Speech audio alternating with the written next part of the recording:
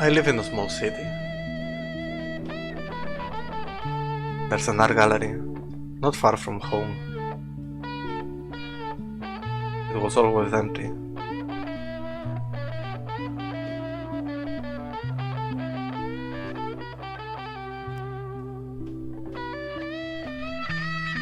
One of the reasons that made me start making this documentary or whatever this is because I wanted to answer why. And the obvious explanation was that people are not interested in what's in there. But what are they interested in instead? Why are the things inside it what they are? And how it came to be this way turned out to be much bigger and difficult questions than I anticipated. A lot of stuff is going on in the world right now. I don't know if you noticed. Strange stuff. Seemingly unrelated, probably unrelated, that nevertheless feels strangely relevant to the empty gallery down the road. Almost in an unrealized conspiracy. A bizarre tendency towards something I don't even have the language to talk about. And it's easy to fall into simple narratives about the old being real and the new being false, and to see young people dancing to music we don't understand as a sign of the inevitable collapse of Western civilization. But something is happening. I think that's beyond doubt. The cultural reaction to that something is part of the phenomenon. Artists are creating more than ever, but most of it seems hollow and performative.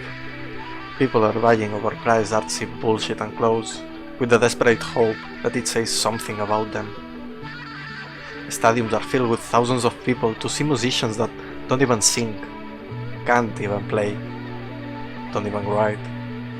The histrionic maximalism of songs and lights is compensating for the absence of something that's obviously missing.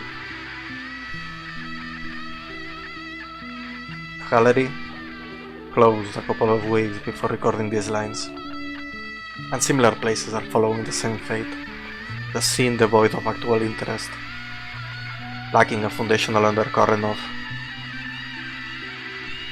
energy that infects all public life.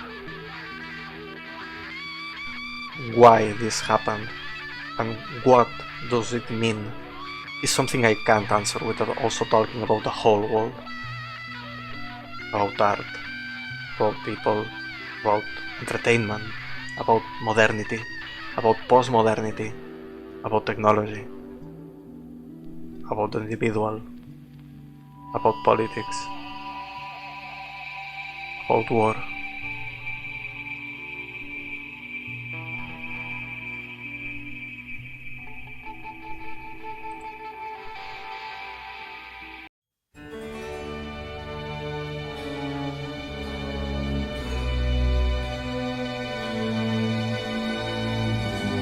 Art.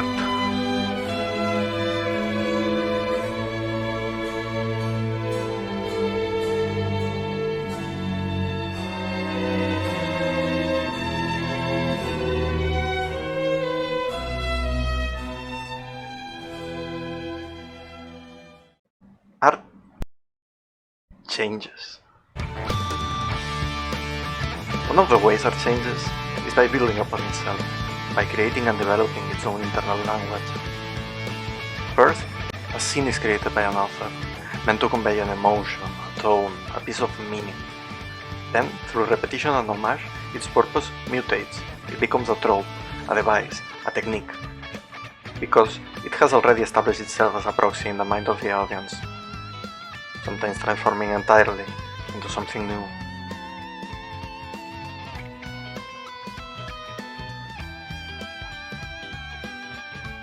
Another way art changes is by adapting to its container, the form in which it's consumed. Stories change when we started writing them, and then again when we put them on a screen. When we started to make series, we accepted a certain fragmentation in storytelling. In them, the world became a backdrop for digestible 20-minute words of human drama. This made it fertile ground for references, callouts, and techniques to shrink big stories into small, recognizable bits. And that's natural. But now, something strange is happening. Atomization has taken over popular media. Cinematic language has overcome cinematography itself, cannibalizing it. Every work has been reduced to a vessel for epic explosions, contrived foreshadowing, and mandatory emotional cues. It has become a collection of impressions, a weapons race for engagement. Violence and rain, I call it.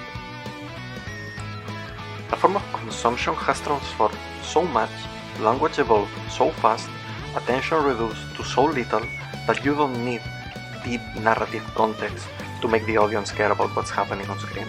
You just need the right combination of practical effects and narrative tricks to manufacture emotional weight. And so, the medium stagnates, eats itself, talks only about itself. It no longer tries to relate to a real world, it becomes the very thing it references. Incapable of producing anything truly new, the industry feeds on already established words. Because they're familiar, because they're marketable, because we already care. Only to desecrate and repurpose their defining features into shticks. They become more content farm than movies. This is not the organic evolution of an art form. It's a hijack, a classical heist. Art changes, and the stories we tell change with them. Any message or idea they contain, attempt at internal consistency, subtextual meaning, or original creative vision, in other words, everything we thought was important about them, becomes secondary, even an obstacle, or gets lost. It's the scene that matters, the new indivisible unit of storytelling. In this context, the story becomes a part of the set, a background, chosen and written from a paint-by-numbers template, a vague structure meant to loosely duct tape together whatever is happening on screen, and nothing more.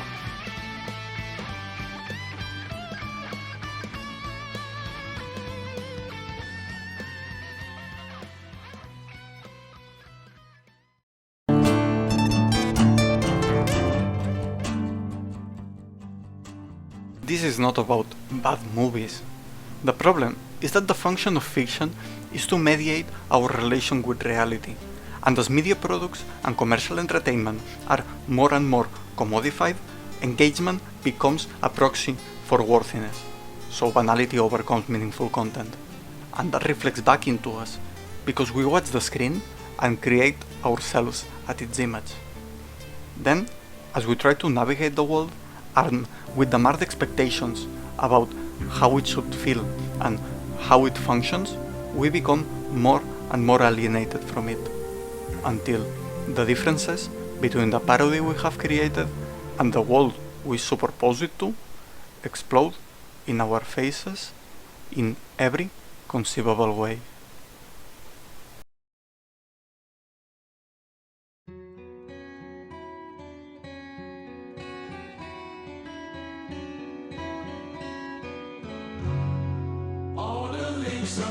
What's happening in art and fiction is not an isolated phenomenon, but both symptom and cause of a gradual transition into an hyperreal world.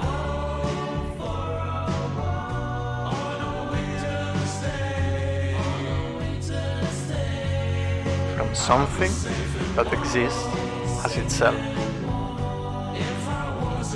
to something that represents what exists, to something that substitutes what exists, to something that masks what is no longer there. We are not dealing with just another illusion. It's not a movement, it's not a phase.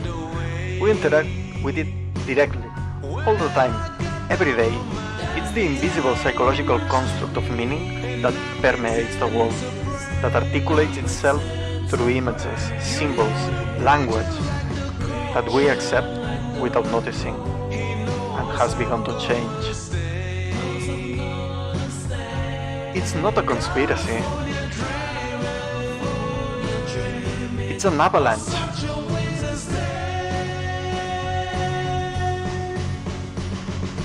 Representations are falling down this spiral of self-reference, emancipating from their original source to become just symbols, signifying nothing, hiding their emptiness in plain sight, only important by how they relate to each other. And there's still a functioning core, both to industrial society and meaning, and structures behind it. But as we get more and more comfortable living in it, our hunger for sophisticated forms of simulacra grows, and so their intensity and ubiquity increases, transforming the landscape into a hollow theme park. A mockery, a show, a play, with us as their stars.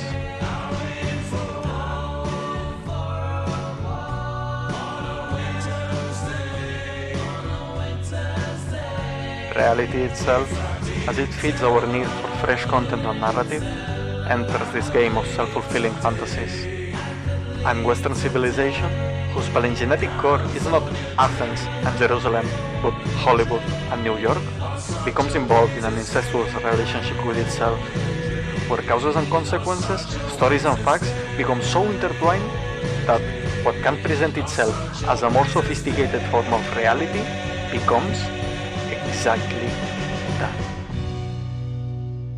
The internet was like a weird, wacky place. It was experimental, creative things happened on the internet. And certainly they do still, but like, it just feels like this like giant mall. You know, it's just like, God, there's gotta be more to it than that.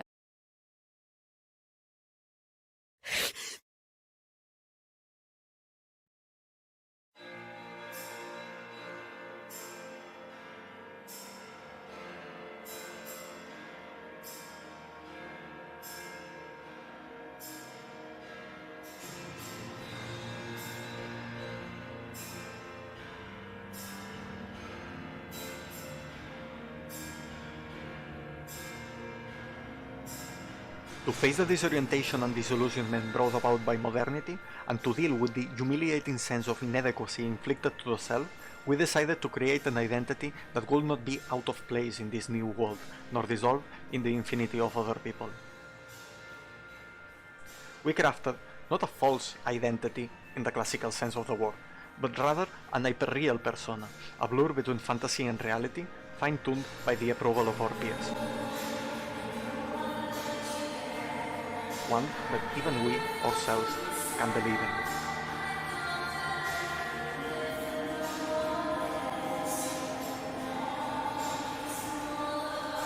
However, this creation needs both our unconscious and conscious collaboration. So, to avoid the cognitive dissonance associated with manufacturing a product, we outsource the meddling of reality to automatic tools, and learn to forget about the process we ourselves engage in constantly, internalizing it as something natural, as part of the expected farce of the social world, while we stand proudly and true between the mirrors of our best reflection.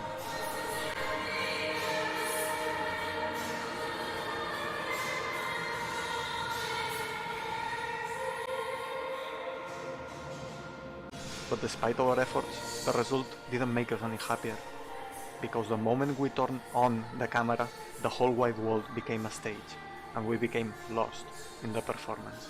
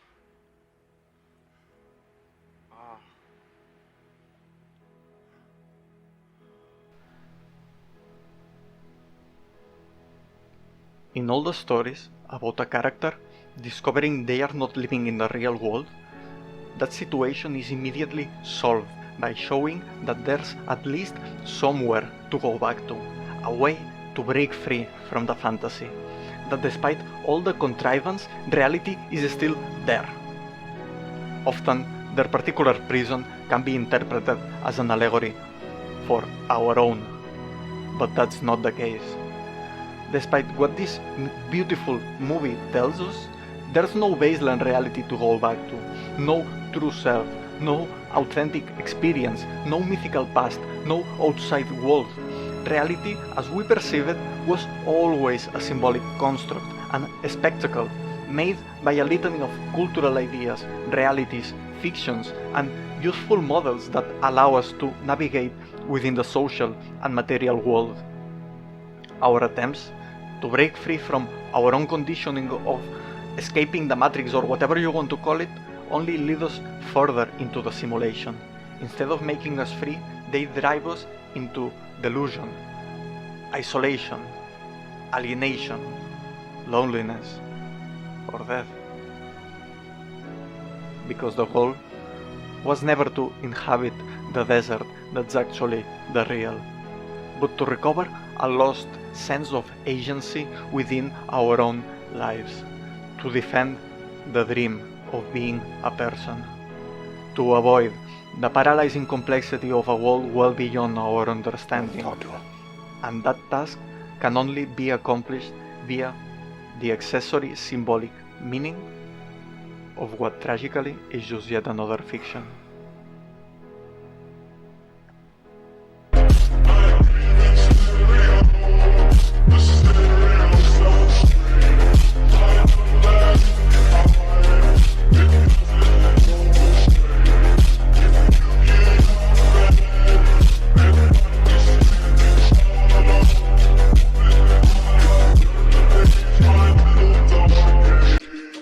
The anachronistic sound, the confusing lyrics, the fragmented imagery, the total abandonment of any resemblance of a narrative in favor of fleeting impressions.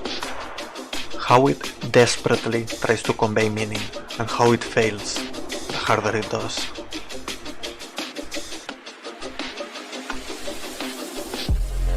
The authors of Little Dark Age set out to talk about the 2016 elections, and to mourn the increasingly extinguished future.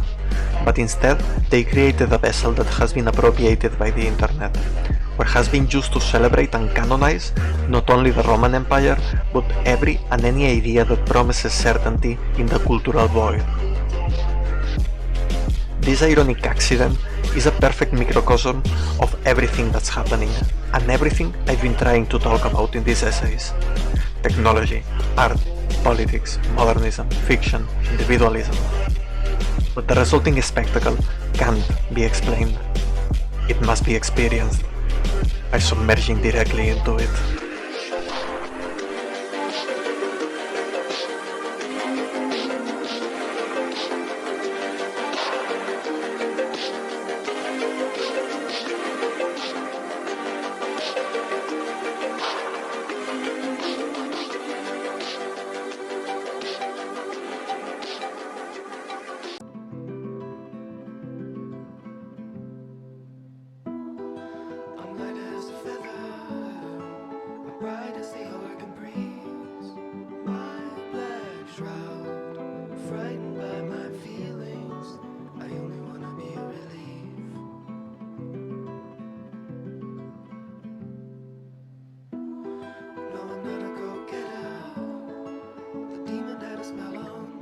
Then, as we try to navigate the world, armed with the marked expectations about how it should feel and how it functions, we become more and more alienated from it, until the differences between the parody we have created and the world we superpose it to explode in our faces in every conceivable way.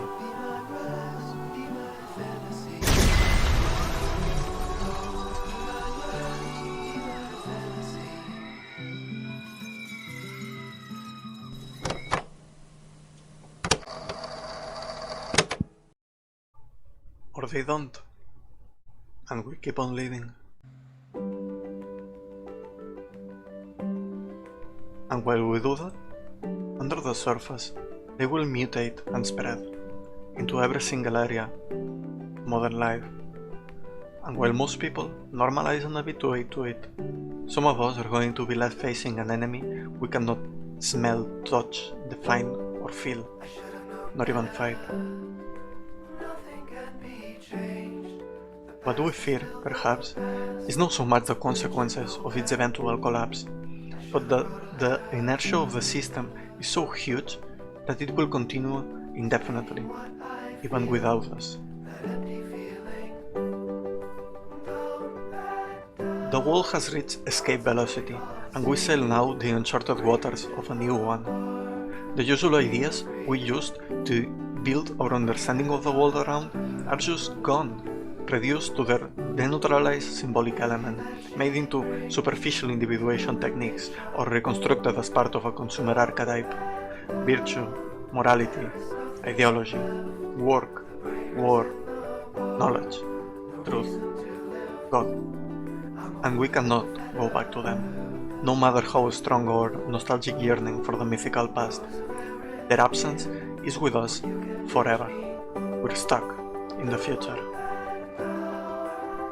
Turning on the lights has revealed the terrifying and maddening vistas of a naked, empty universe, from which to recoil to into the self, into the darkening core, the center of the multipetal flower, constantly undividing, instrumentalized, institutionalized, as part of the whole. That's not individualism. It's a convergence into a new version of freedom and happiness that doesn't disturb the fate of the powerful systems we gave birth to, now entangled in their underwinning struggle for survival. We will watch, and dance, and sing, as we have always done, as if the soil isn't shifting beneath our feet. We will pray we don't get in their colossal path. And who knows, perhaps some cataclysm will end with all this nonsense. May this way we take back what we sacrificed long ago to the ancient gods of civilization. Which won't happen, but one can dream.